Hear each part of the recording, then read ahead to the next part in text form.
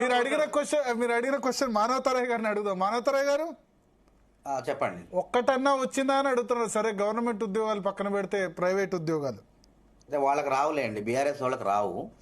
ఎందుకంటే వికసిత్ భారత్ అని చెప్పేసి వివక్షా భారత్ చూపుతున్నారు.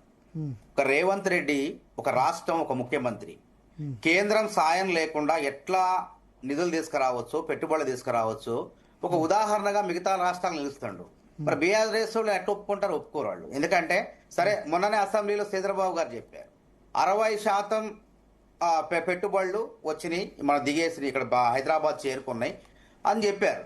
అది అబద్ధం చెప్పరు. అదే విధంగా నేను చెప్తున్నా, కాగ్నిజెంట్ విస్తరణ కేంద్రం కాలేదా, అమెజాన్ విస్తరణ కేంద్రం ప్రారంభం కాలేదా, వేలాది మందికి ఉపాధి ఇవ్వలేదా, సూక్ష్మ స్థూల పరిశ్రమల్లో పెట్టుబడులు వచ్చి ఎంతో మందికి ఉద్యోగ ఉపాధి డేటా ఉంది. అందులో అధికారికంగా గణాంకాలే మాట్లాడతాం, ఇష్టం వచ్చినట్టు మాట్లాడం మేము. కాబట్టి ఏదైనా చర్చకు వస్తా దాని మీద పెట్టండి, గణాంకాలు తీసుకొస్తా, వాళ్ళని కూడా తీసుకురామనండి, ఇది కాదని నిరూపించమనండి. అంతేగాని ఉత్తగ గాల్లో మాట్లాడి బురదల్లి. అసలు శ్రీధర్ బాబు గారు ఉద్యోగాలు ఇవ్వము అని మాట అనలేదు. వెనకొక మాట ముందొక మాట కట్ చేసి ఆ పూర్తి వీడియోను ట్రోల్ చేయకుండా, అది కూడా బీఆర్ఎస్ సంబంధించినటువంటి విషపు కౌగిలి సోషల్ మీడియాలో దాన్ని పెట్టేసి విష ప్రచారం చేస్తున్నారు. ఎన్ని ఉద్యోగాలు ఇచ్చారు ఇప్పుడు ఈ 2 years లో? ఎన్ని ఉద్యోగాలు ఇచ్చారు అని నేను చెప్తానండి. వీళ్ళు 2 లక్షలు అంటున్నారు, భర్తీ చేసి అంటారు. నేను చేస్తాను, నేను పోరాడినో నాకు తెలుసు. సిఆర్ బిస్వాల్ 2001లో వేతన సవరణ సంఘం 1,91,126 ఉద్యోగాలు అంది, అయిపోయినాయి. 2 లక్షలు భర్తీ అయినాయి. 2021లో 1,90,126 ఉద్యోగాలని అధికారికంగా ప్రకటించింది. ఖాళీలు ఉన్నాయన్నారు కదా, 1,93,000 ఖాళీలు ఉన్నాయి. మరి వీళ్ళు చెప్పి లెక్క పెడితే మొత్తం అయిపోవాలి. ఇప్పటికంటే 44,000 ఉద్యోగాలే ఉండాలి.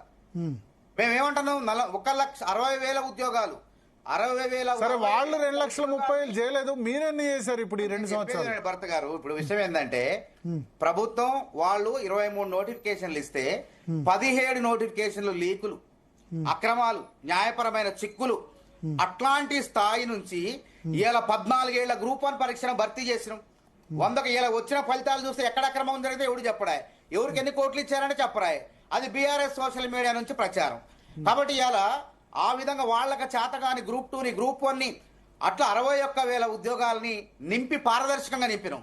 మరి గతంలో వాళ్ళు సింగరేణి ఉద్యోగాలు భర్తీ చేస్తే ఎన్ని అవకతవకలు జరిగినాయి, ఎన్ని అక్రమాలు జరిగినాయి, మేమే ప్రత్యక్షంగా పోరాడి 40 కేసులు పెట్టుకున్నాను. కాబట్టి ఇవాళ కాంగ్రెస్ ప్రభుత్వం మేము నిజాయితీగా, చిత్తశుద్ధిగా, పారదర్శకంగా, వేగవంతంగా భర్తీ చేసి 61,000 మందికి ఉద్యోగాలు ఇచ్చినాం.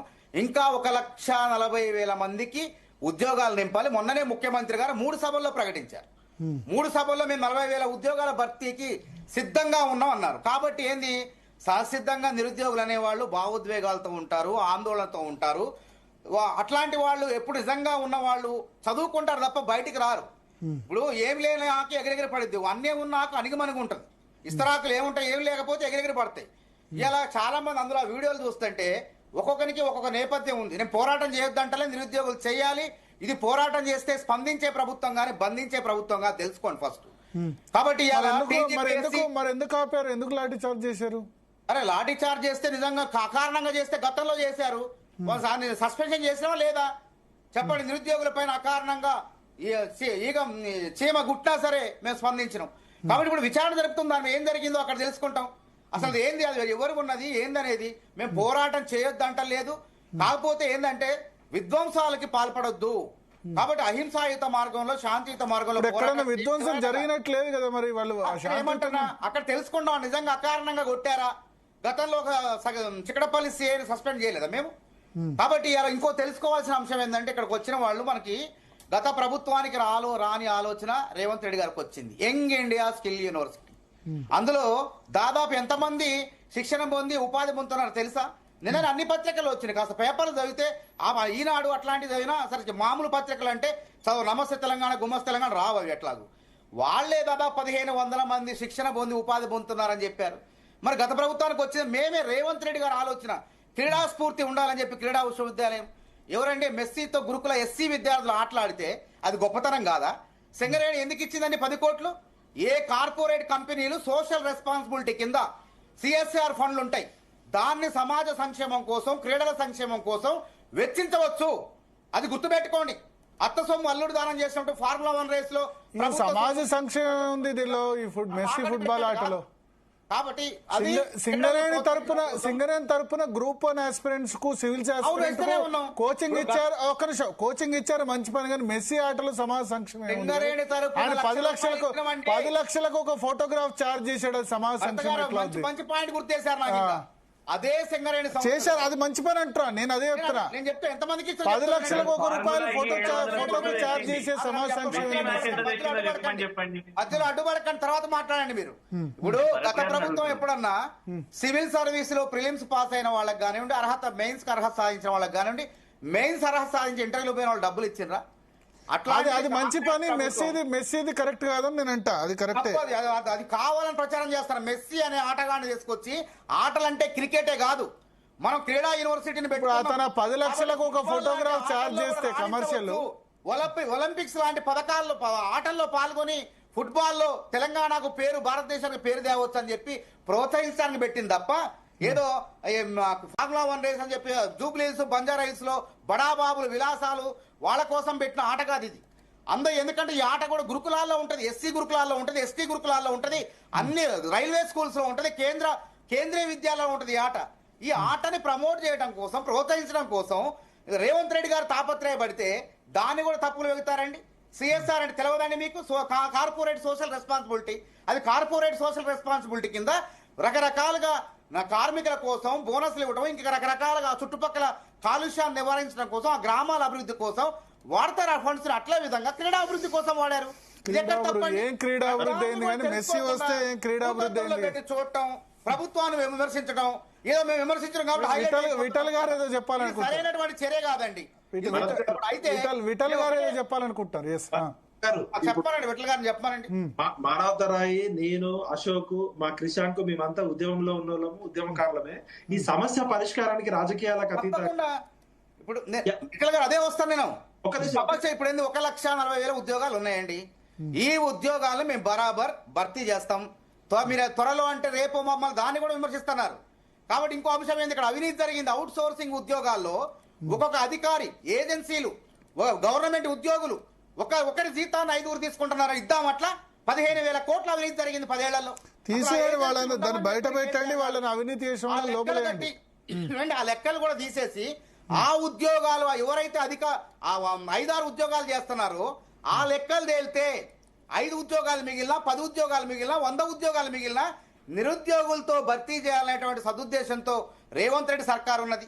కాబట్టి గుర్తుపెట్టుకున్న గ్రూప్ 3 ఉన్నది. గ్రూప్ 3కి రేపు 12వ తారీఖు, 9వ తారీఖు లేదా సంక్రాంతి తర్వాతనో వాళ్ళకి నియామక పత్రాలు ఇవ్వబోతున్నాం.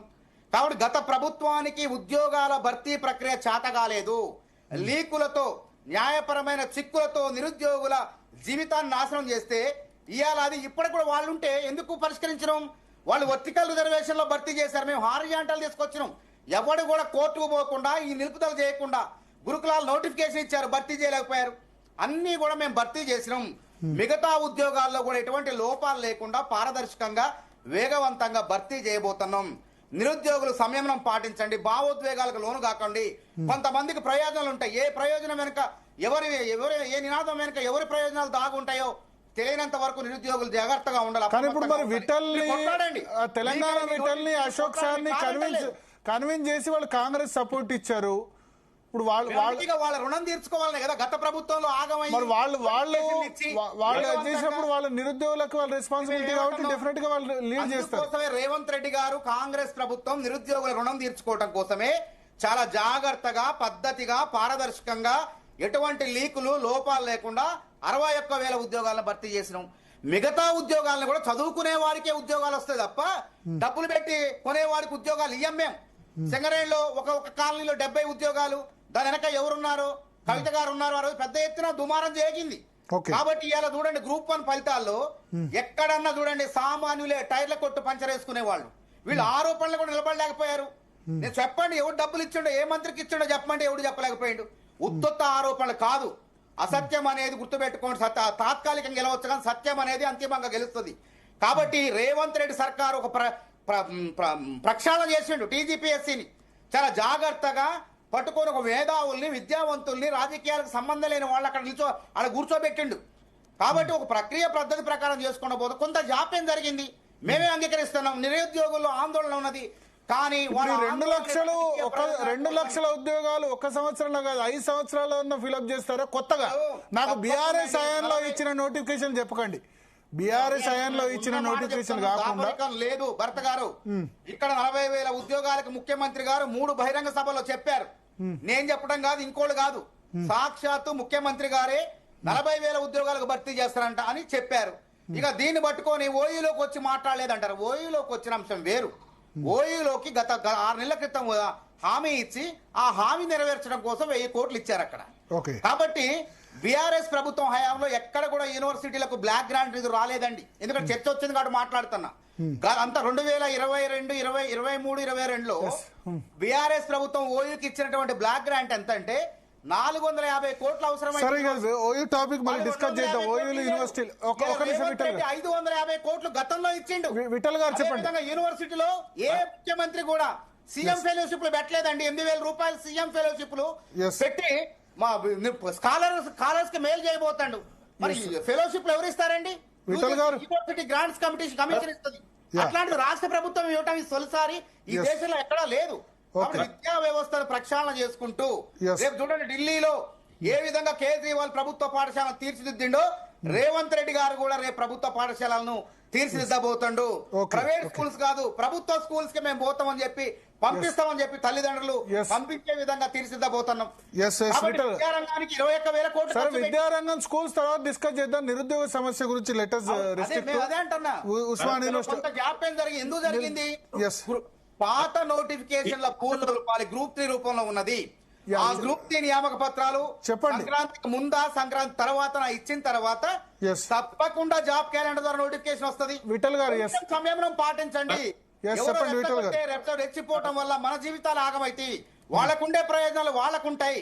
వాళ్ళు రాజకీయ నాయకులు కావాలనుకుంటారు, ఎమ్మెల్యేలు కావాలి, కానీ వాళ్ళు నిజంగా మన భావోద్వేగాల్ని పణంగా పెట్టేసి మన అనవసరంగా ఇబ్బందులకు గురి చేసే ప్రయత్నం చేస్తున్నారు. కాబట్టి నిరుద్యోగులారా మీరు అడగండి, అడిగే హక్కు ఉంది, కొట్లాడండి. మీరు విఠల్ గారు ఓకే అడుగుదాం. విఠల్ గారు కొంచెం వెయిట్ చేయొచ్చు కదా.